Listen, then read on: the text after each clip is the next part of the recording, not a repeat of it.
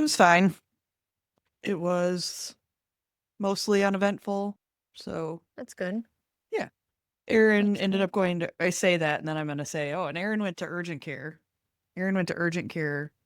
So, yesterday, this week, he's been like, he's 4 weeks out from surgery. So, he's been like testing, like, Hmm. how does it feel to swim? How does it feel to bike? How to, whatever. He's been Yeah. running.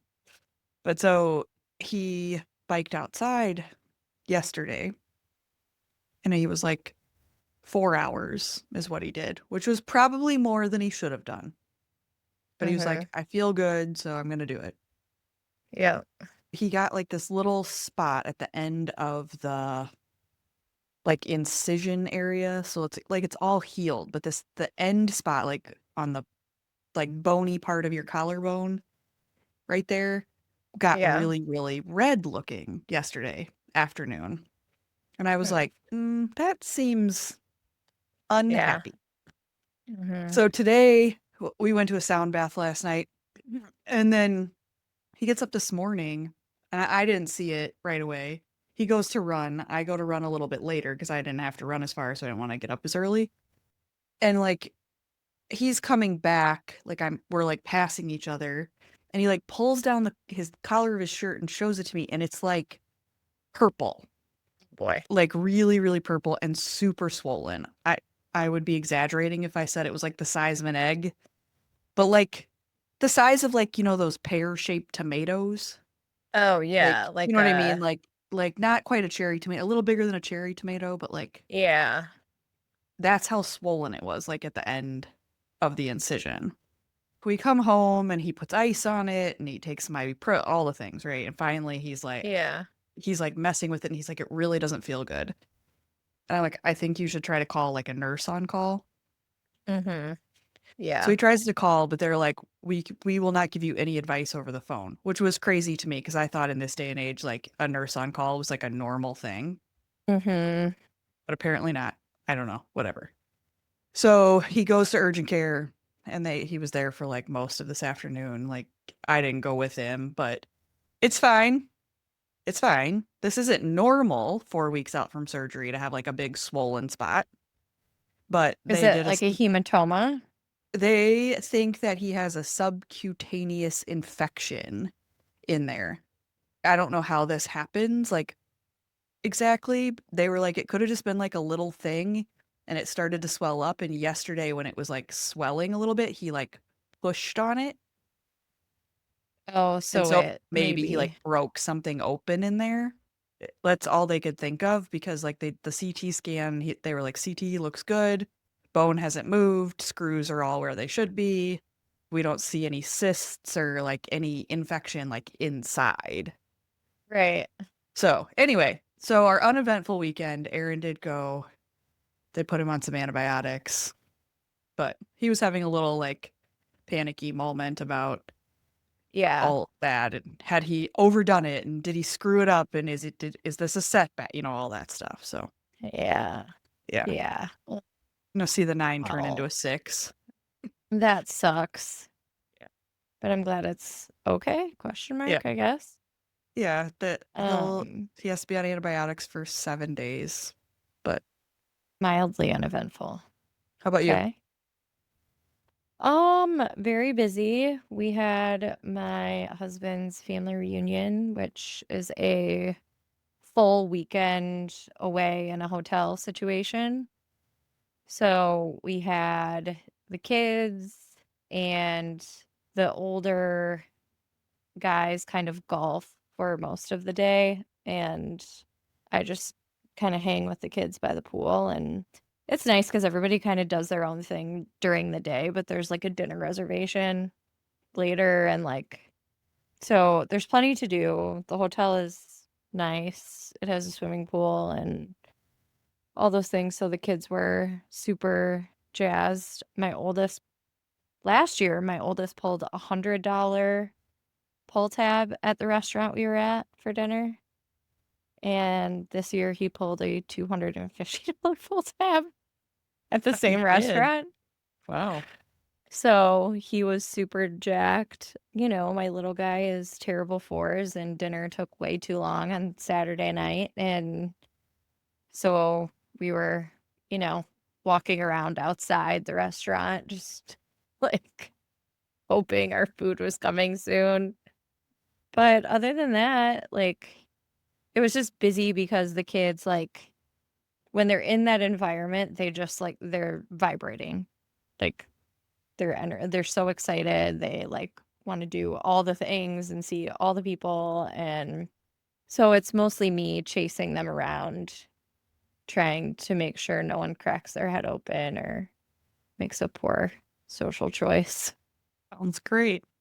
Yes, they were up way too late both nights. They were still swimming in the pool last night at like 10:15, 10:30 p.m. So I finally was like, dudes, we got to go to bed. They did sleep in this morning. They took naps this afternoon, and I'm pretty sure my oldest is already asleep, and he was just in here like a moment ago. So everyone's tired. Yeah, I'm jealous of that skill. Just gonna like go just pass out just like that. Just Jealous. pass out, just crash. So it was good. It was very good. Well, If those you've are the made it life this updates. far, Yeah, I was like, if you made it this far through this week's life updates, great. Welcome to our podcast, Enneagram Adventure. Our IEQ 9 certified coaches with that Enneagram tool. If you're interested in that, let us know. But yeah, Tannah, you want to do your usual disclaimer? yeah, disclaimer, the Enneagram is about your core motivation rather than your behavior. So it's looking at why you do the things that you do, not just what you're doing. So the Enneagram is going to go layers deeper than a traditional personality assessment. And today we're going to be talking a little bit about relationships. You guys usually like those episodes, so we'll get we'll get right into that. We will. As a quick note, if you do have a topic that you're interested in us talking about related to the Enneagram, please hit up our DMs on any of our socials, or you can send us an email. I just want to throw that out there before we get going because we have had a couple of fun messages from our friend Hector, who was one of our early guests. And just want to throw this out there before we get started. He commented on that a couple episodes ago now. We talked about your niece, who you think is a 4, and the letter Yeah. that she was gonna Yeah. write to her Yeah. friend. And he, Yeah. he said, I'm team, write the letter. In the So anyway, bridge. yeah. So it's funny because Hector's also a 4. So but It's he so did funny. say that when he was younger, he wrote down when he was upset about things, he wrote down a lot, Huh. especially when he was first here and didn't speak English as well, so that he could get it out without having a angry, inappropriate outburst. So anyway, shout out Good Hector. Thank you for the choices. message. Yeah.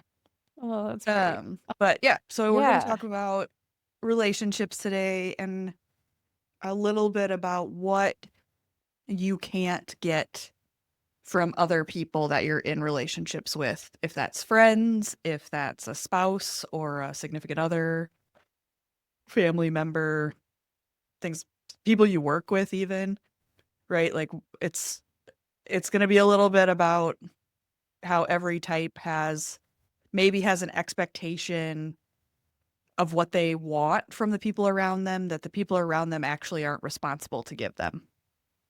Mhm. Right? Yeah. Yeah. Yeah. For Yeah. sure. Yeah. Uh That's a good way to put it. so I think this is going to come back a little bit on ownership.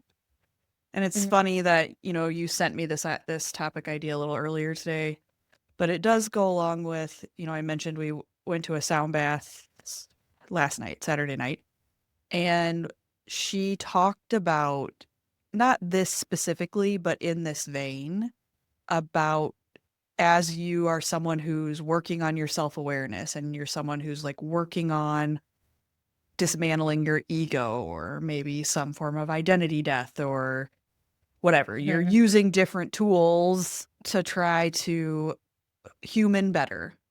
Ultimately, it's sort of then like learning how to see all the interactions that you have with people in that kind of mirror thing. Or is this a mirror for me? Am I a trigger for another person? But then through this whole way of working through relationships, ultimately not judging the people around you or yourself as you're like working through these things.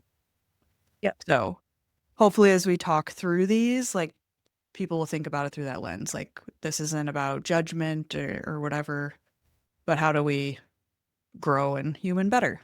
Exactly. Okay, so are we just going to go in order? Yeah, we sure can. Okay. So starting with type one, what you, Yeah. yeah, what you can't outsource to others would be your self forgiveness. Mhm. Mhm. So we do have a little post here that we're referencing. The post that we're referencing is a little bit more aimed at romantic relationships. And I want us to look at this broader than that. So hopefully we can speak Yeah. to it in a broader way. Yep. But so it talks about that your partner can offer grace, reassurance, and patience, but they cannot do the internal work for you to learn to accept yourself and your imperfections. So, if you outsource self forgiveness to your partner, you end up needing constant reassurance that you're Mhm. still good, still enough, and still loved. No amount of reassurance from another person will actually fill that need for long. So, I think this could apply to more than just ones, this particular one or particular idea. But I think about that for ones and how they really, really beat themselves up and how important it can be for them to be seen as good to the people around them. Yeah, I think if I think about grace as a form of this, right? If you're it's it's interesting. I was just reading a different post about like the concept of grace and how like giving it is much harder when you like can't receive it and vice versa, which is interesting when you think about a one because if they're receiving grace, they might really not allow for it. Like they might not completely fall or buy into the grace that you're giving them, but it's this idea that if you can't accept it for yourself, then you're less likely to give it to others. In a true and genuine way, do you think? Yeah, I mean, I agree with like that. yeah, in a true, genuine, and complete way that isn't just like at face value. I do feel like ones, generally speaking, are pretty forgiving of those around them, Mhm. but extremely hard on themselves. But in this Yeah, case, we would be a little bit saying, like, is that kind of forgiveness that the ones are giving to others real and genuine, or is maybe there like frustration in it? maybe I'm thinking about it in a way of like if I even think about it from a professional standpoint, if we have a one that is offering like surface value grace, I or not offering grace, it's usually tied to like if there's something in it for them. Like if there could be an interpretation that they weren't good or right because of something broader, then they're less likely to give it. But yeah, I think it would be interesting to hear from a one, if you're a one and you're listening, or if you know a one, that how does this resonate for you? Because the other thing is when I've given grace to ones, it is so hard for them to accept it. Yeah. They're like, thank you, but I should have, could have, would have. Yeah. I have Um, experienced with a one that you and I both know what seems like, I guess I don't know if it's like actual grace, but if I go to him with like I wish I would have done this differently, he's very quick to be like, don't be so hard on yourself. But I do a little bit wonder if that's almost I don't want like to say a if is like that I don't what want to he say a wants to hear yes. it, or what Yes. you want to hear? Yeah. Is that Yeah. what he would like to hear? Is like, don't be Yeah. hard on yourself. Yep. Because sometimes when I hear it from him, I'm like, I'm not actually being hard on myself.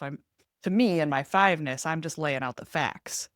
Yes. It's really interesting that you say that because I if we're thinking about the same one, this one and I had a conversation similar to that where he was like, "You're doing great, like from where I'm sitting, blah blah blah blah blah." And there's another two that he knows, I think, that needs that wants that reassurance and the you're doing well. But I was laying out facts. It's like, no, yeah, I know. I'm great. I get it. Yeah. Hmm. It's funny. Okay. Let's see. Okay. Twos? Twos. Oh boy. Yeah. Okay. This is a I resonate deeply Do you? with Okay. this. So, what you cannot outsource to others is your sense of worth. Your partner can love, appreciate you, and all of that is important and beautiful, but they cannot be the source of your inner belief that you are worthy of love, independent of what you do. When you outsource your worth to others, you end up giving to get and keeping score and feeling perpetually unseen, even when kindness is being shown to you. Yeah, retweet, copy paste. Yes, it's the independent of what you give and do part that sticks out because also I'm creating this in the background, there's this expectation of what it will look like to receive that bit of worth that you're looking for. And it's never the way that you think it is. It's like the even if there's something nice being done for you where you're being recognized, it doesn't feel the same because I had this idea in my head of what it would feel like when it finally happened. And it never meets the expectation. The detaching from expectations is like a huge thing here in that example that you give, because nobody is going to live up to the expectation. I think it's the what I can relate it to a little bit, right, is if Aaron does something nice to try to surprise me and I act how I act when I'm surprised, right? His expectation is like that this is going to be it's going to be Cartwheels, amazing and I'm going to have this whole thing and I'm just like, thanks, that's cool. underwhelmed. Yes. So like, I mean, I think that's part of it too. Like you have to, learn to not have not give that to somebody else, right? Yes. There's But a little bit of power and kind of empowerment that comes when you can take that back a little bit. Because otherwise, you're just seeking your joy in other people, and it'll never live up to the expectation of what you think is yeah, supposed to happen. But I read that and I was like, yes, but wow, that's like very cringy. I can't believe I do that. I mean, I think people in a lot of these different cases, and when we talk about in relationships, we're also jaded. I was thinking about this. We've been watching that show Riverdale. Did you ever watch that? Mm-mm. It's like loosely based on the Archie comics from back in the day, Oh, okay. but it's way dark. Whatever. This is not a TV review. It's way darker than what I thought it was going to be. Like murders and serial Mm-hmm. killers and like crazy shit going on. But it's really based on the four like main friends from the Archie stories. And like I was thinking about it because they're like besties all and it's like their high school thing and whatever. And I was like, this kind of shit really messes people up from the standpoint of expectations of what relationships will be. Mm-hmm. Because if 13, 14-year-old me is watching a show like this where the girls are like besties and you know there's drama, but it's like also the drama is like of a certain type, right? That like feed perpetuates like the story about Superficial. high Yeah. school and like, but then at the same time, it's like they get really angry at their parents, but then they have to go save them from the serial kid, whatever, right? And I'm just having this like, no families are actually like this. Like I was watching it today and I was like, this is just these kind of things, I think, like perpetuate these ideas in terms of relationships, right? Like when the Hmm. girlfriend gives the boyfriend like this big giant gesture and his reaction, right? So it's like it feeds the story of like I'm going to do this thing and I'm going to get this big reaction in return when Hmm. we like watch this in movies and TV shows. Yep. So I don't think of Yeah. it necessarily as cringy. I think of it more as like every time I see that kind of stuff for twos, I always think, well, how in the world can you like can twos like find a way to to like build that self-worth and self-validation and not need it to come from someone else, which is a Yeah. lot of like deep, hard work. Yeah. I mean, many years of imposter syndrome have really embedded themselves to my daily activities. But even if I think about it as it's easier with my kids because as a mom, you just like do all the things and they don't realize, oh, you had to order all my school supplies and get labels for them because we were going to be gone. So like, but you got that done and you got all my favorite things. Like they don't, so it's easier with my kids because I don't have the expectation of them knowing and understanding.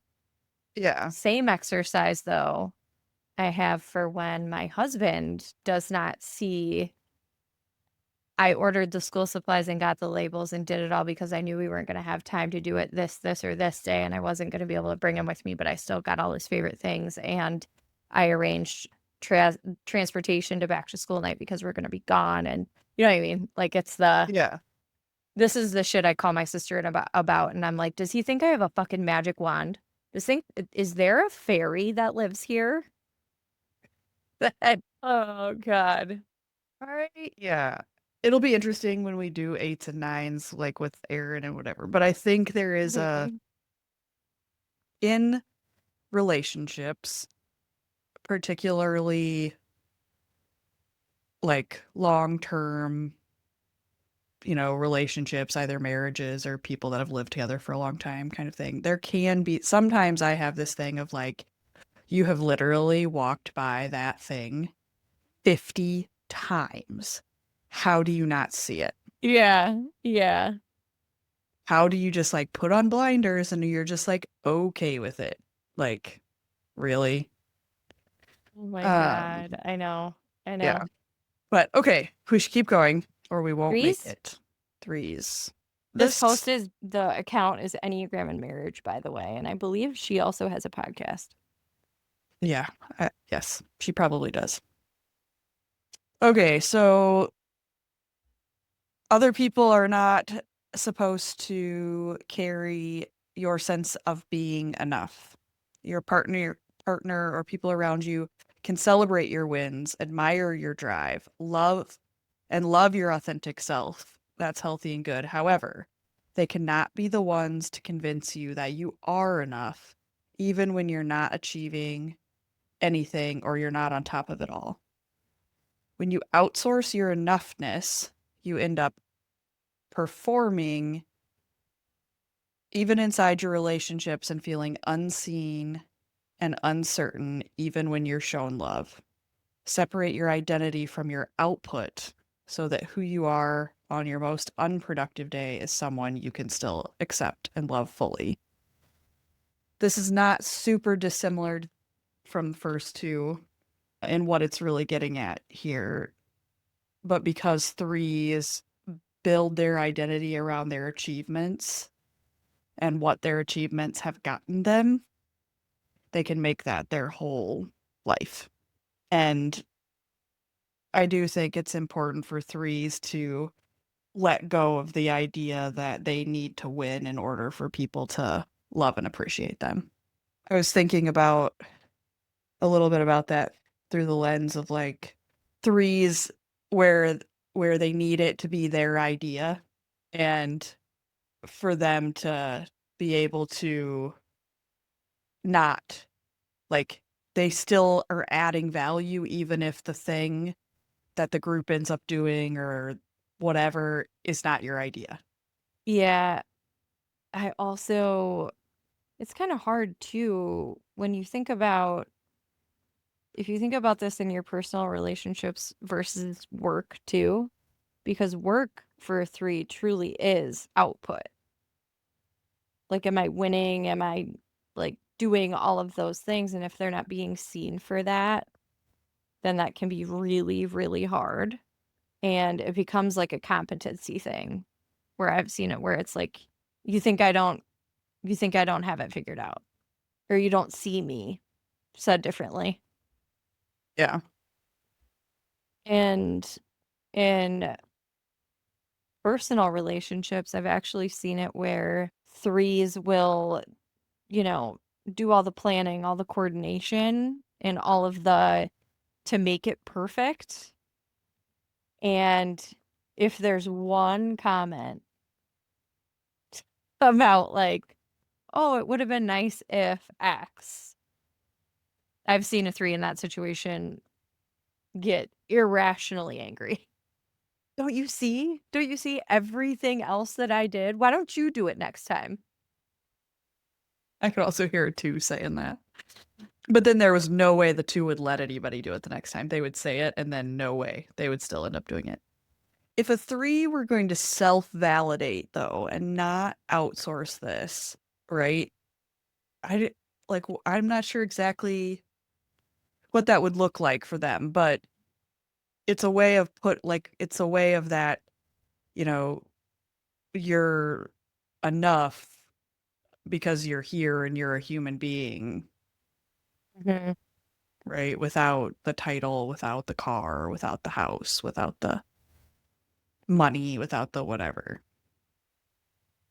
Yeah, and it might even look like some recognition for themselves of like how hard they do work and everything that they've accomplished. And if they're perceiving that that's not enough for someone walking away, like if that's how that person truly feels and you feel that you have put in time, effort, energy, then it might be worth questioning.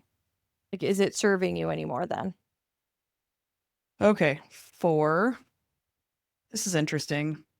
So, this is about emotional regulation.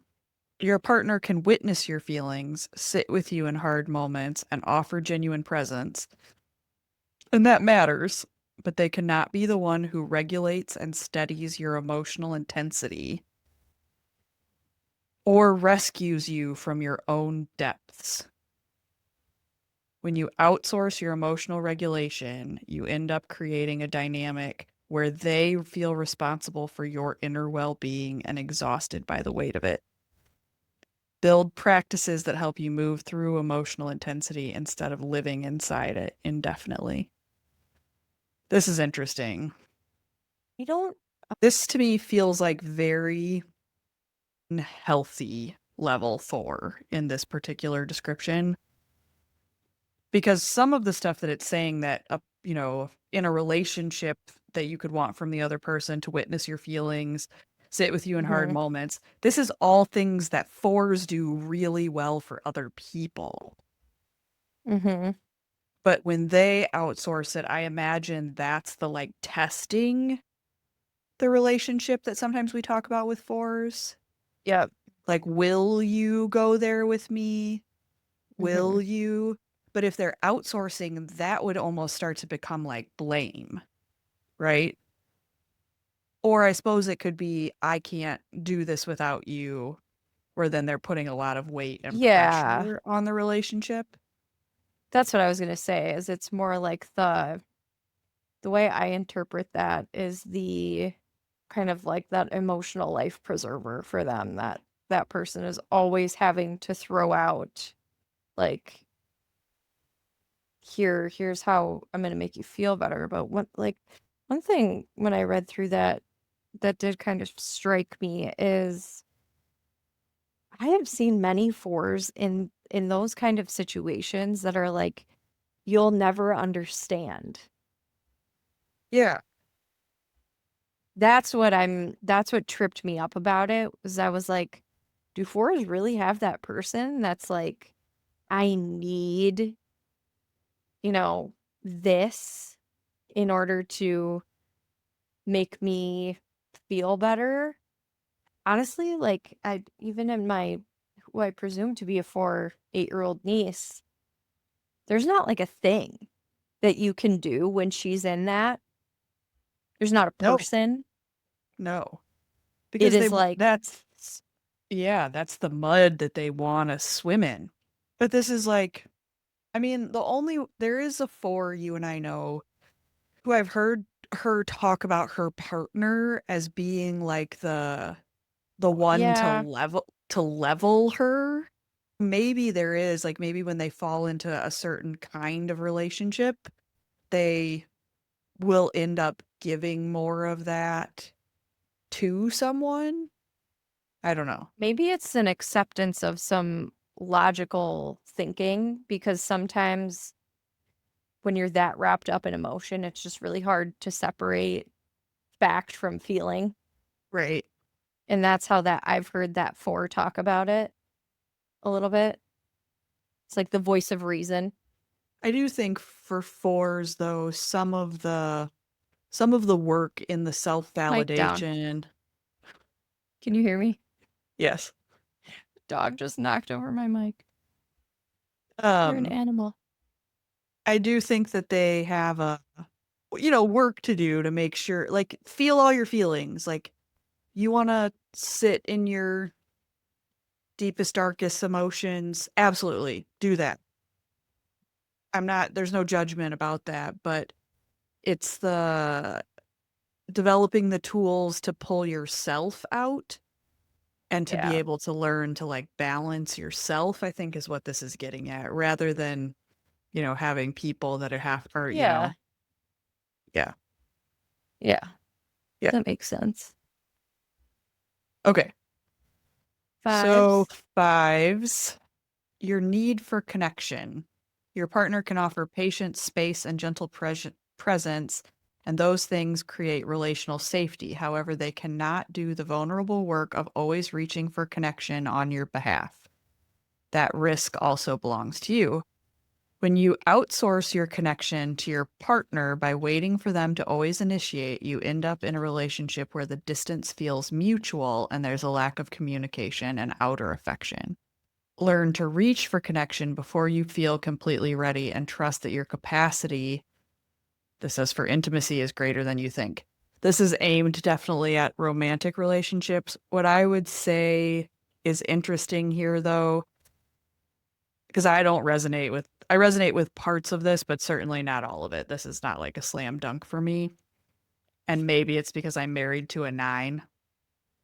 And so when you have two withdrawing numbers, it's like a different thing.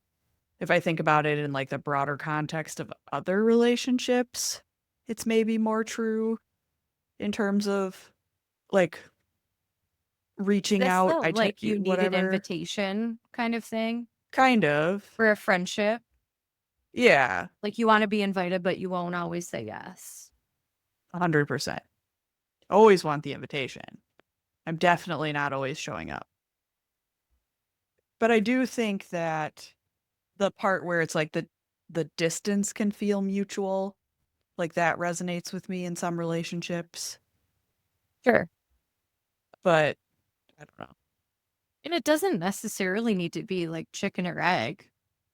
Which one came first, right? Yeah.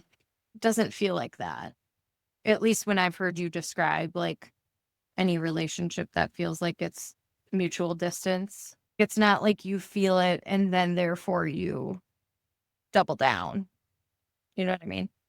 Yeah. Yeah. That's interesting. I would be curious if other fives resonate with this more in relationships. Like I do think there is a need for connection that I have. And when we talked about that, I forget the name of the triad, but right, the 825 triad, part Yep. of that was around connection. But I do wonder if that's like the way that the number, the way that those three numbers like interact together or whatever. Sorry. Yeah. Um I think what I would say about from a marriage perspective on connection before we move to 6 is what's more likely to happen if I get in a very withdrawing space is that Aaron becomes the only connection, right? So it's not that I'm not like reaching for the connection or whatever. It's that all of a sudden that's it. He's the only. Yeah. So I don't know how exactly that lines up in this, but whatever. Okay. Anyway, 6. Great. It's the sense of safety. Your partner can be consistent, trustworthy, and reassuring, and all of that does build real security, but they cannot be the source of your felt sense of independent safety. That secureness has to be built from within. When you outsource safety to your partner or a relationship, you can end up in a cycle of seeking reassurance that never satisfies. The anxiety lives in your nervous system, not in the relationship. One of my best friends is a 6, and I don't really see that for her. Even if I think about her marriage, it is very granted they are very much a team and have always been that way. I do think that like a big foundational part of their relationship is that they like we are aligned. So I like you could make an argument that that feels safe given she kind of grew up in a really fractured family situation. Like parents were divorced, didn't get along for a really long time. And it was always very like contentious until later in life. So, I've seen sixes in my life in other, some that I work with, some that I'm friends with, where there can't, maybe this is true of the compliant numbers to some extent, but where there can be like a need to check in. Like, mhm, are you mad at me? You haven't texted me in however many days. Does that mean something?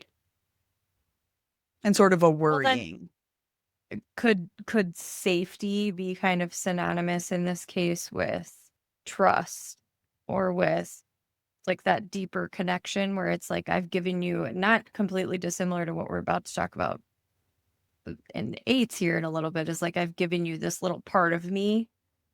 Like don't fuck it up. Maybe, maybe. But yeah, it's like a worry. It's like a worry and anxiety of loss, Mhm. abandonment. Yeah. Mhm. But the part where it says the anxiety lives in your nervous system, not in the relationship, that goes back to the like, you gotta do your own work and not project your anxiety into your relationships. 100%. Okay. Because I'm sure people get really worn out from that. Like the constant reassurance and the constant, Yeah. all right, 7. sevens. Oh goodness. Your capacity to be present in difficulty. Your partner can stay with you in hard moments and hold hope alongside grief, and that is a profound gift, but they cannot do the work of learning to process difficult emotions without escaping. You're safe to embrace responsibility. When you outsource pain, tolerance to your partner, to your relationships, by always needing them to lighten things up or help you reframe, you end up in a relationship where they never feel safe bringing their hard things to you. Build Because capacity you'll to sit with always this. reframe it. Yeah. Yeah. Build the capacity to sit with discomfort long enough to actually move through it instead of around it. I was going to say that part at the very end makes more sense to me, right? Of the maybe the partner isn't lightening it up all the time, but you are. right? If you're Yeah. always like cracking a joke in the middle of a hard conversation or trying to be funny in a serious moment, right? Versus Mhm. them. Maybe you want them to do that, but again, that's like your projection into the relationship.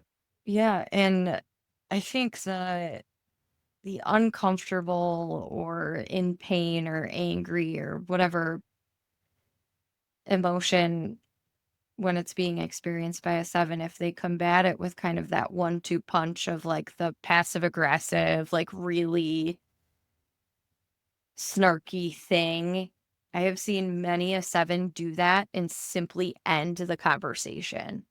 Or Yeah. I have said this to a 7, like, if you're willing to go there, then better be willing to stay in it. Yeah. 'Cause this isn't gonna be like a you get the last word kind of a situation. Like, when you're engaging in that way, you're not gonna engage and then run away from it. Right. Like, if that's the conversation you're gonna have, then sit with it and see it through. Yeah. I told a 7 once that they were being passive aggressive, and that didn't go very well. But yeah. 8. 8? Well, if you are new here, this might not be obvious to you if you're just learning the Enneagram, but if you've been around with us for a little while, you're going to be like, yeah, yeah, you talk about this every time you talk about eights. And that is the people around you are not meant to carry your vulnerability. Your partner can create safety, hold your tenderness with care, and prove themselves trustworthy, and all of that matters, but they cannot do the work of learning to be vulnerable. That courage belongs to you. When you outsource vulnerability by waiting until it feels completely safe to open up, you end up keeping people at a distance and making them feel like you don't trust them or their strength. Choose to be tender before it feels safe or comfortable. Vulnerability requires its own kind of strength, and the people around you are worthy of hearing your heart. Yes. Retweet, copy, paste, all of that. I am married to an 8. If you're new here, and even the simplest of things, like even today, so we've had a lot going on lately, like just schedule-wise, and we get home from this weekend away, and we're feverishly trying to do laundry between today and tomorrow because we leave again on Wednesday. And he has a lot also, like, there's a big thing going on at work for him, and he was folding the laundry today, but before that, he has this really weird tell when he's, like, very stressed out, and he has this, like, cough that's like a pre-puke cough, and I've heard it, like, the last couple of days. So he's sitting there folding laundry, and he's like, I am so anxious about everything going on. Like, I have so much anxiety." And so I think it was less of the I feel perfectly safe, but the I can't hold it anymore, Yeah. and I have to say it out loud. And so I responded to him and I said, "Yes, I've heard your cough." And he's like, "What cough?" Like, your "I'm very anxious and stressed" cough. And he's like, "I don't do that." I'm like, "No, no, you do." And it's this moment of, if you're anxious, tell me I'm not going to fix it for you. There's nothing I can do. All of it's going to get done. We're going to have fun on this trip.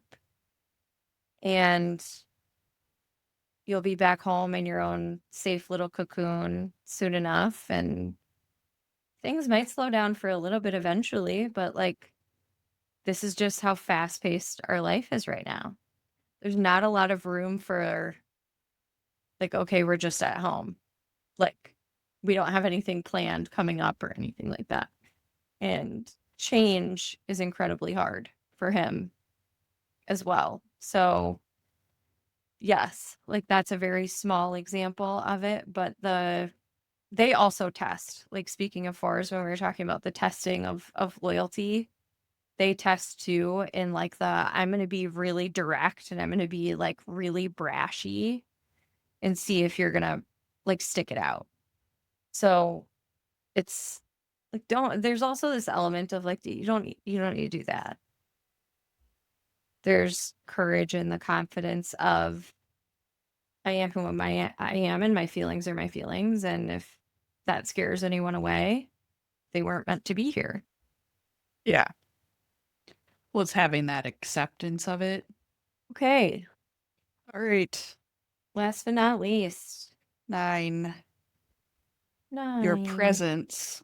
Your partner can pursue you, draw out your voice, and make space for your needs, but they cannot do the work of showing up fully and voicing your needs in your own life. That's yours to choose every single day.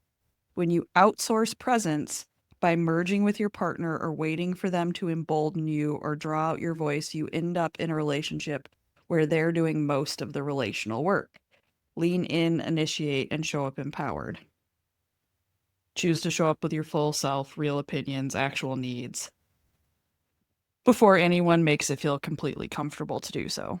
This is interesting based on the story that I told you at the beginning about Aaron going to urgent care. Only from the standpoint of like he's trying to make the decision of whether or not he's going to go to urgent care after he calls and there's no nurse on call. And he decides he's going to go. He's like, okay, they're open till I forget what time, 11 or something. I'm going to go ahead and go. Like, okay, great. Do you want me to go with you? And he like wouldn't decide. Either you want me to go with you or you don't. I'm not making that decision for you. Like, you need to Mhm, tell me what you want. If you leave it up to me, mhm, I'm staying at home. Like, that's a little bit like mhm, where I was. mhm. And he wouldn't decide. So I was like, okay, I'm not going then. Like, you need to tell Yeah. me if you want me there. Was he So thinking about, like, I don't think she really wants to go, or she has this other thing to, so maybe I kind of want her to go and I don't want to say that, like, where, if that was maybe, if that was going on, he'll listen to this back and then he'll tell me later. But like, if that was going on, he was not sharing it in the moment, right? Because I was very like direct, like, do you want me to go or not? And when it's like, oh, I don't care if you go or not, blah, blah, blah, I'm like, okay, then I'm not going. Like, yes. if you need me, I'm happy to go, but you need to say that. Yep. So I do think that's part of it with nines is like the fear of some sort of conflict or the fear of making someone that you're close to uncomfortable Mhm. is not aiding you at all in the building of the relationship. Because I 100% would have gone with him had he said, I want you to come with me. So I'm trying to work on that side in our relationship. It's interesting when you think about 5 and 9 in our relationship because there were some similarities, right? Of like, don't Yeah. outsource the relation to the other person. And so that's where I was like, some of this I was like, this doesn't quite line up, but I think because of like both being withdrawing numbers, Mhm. there's also some things that happen in that dynamic. Yeah. Well, this is fun. There's a passed out puppy in my lap. Yes, he looks very sleepy. I'm very sleepy. I'm gonna go to bed next. Same. Like, subscribe, engage, all the things that help the algorithm, please. And if you have ideas for topics that you want to hear about, like Holly said, share them with us. Otherwise, thanks for sticking it out to the end. And till next time, Till next time. See you later, Tana. bye.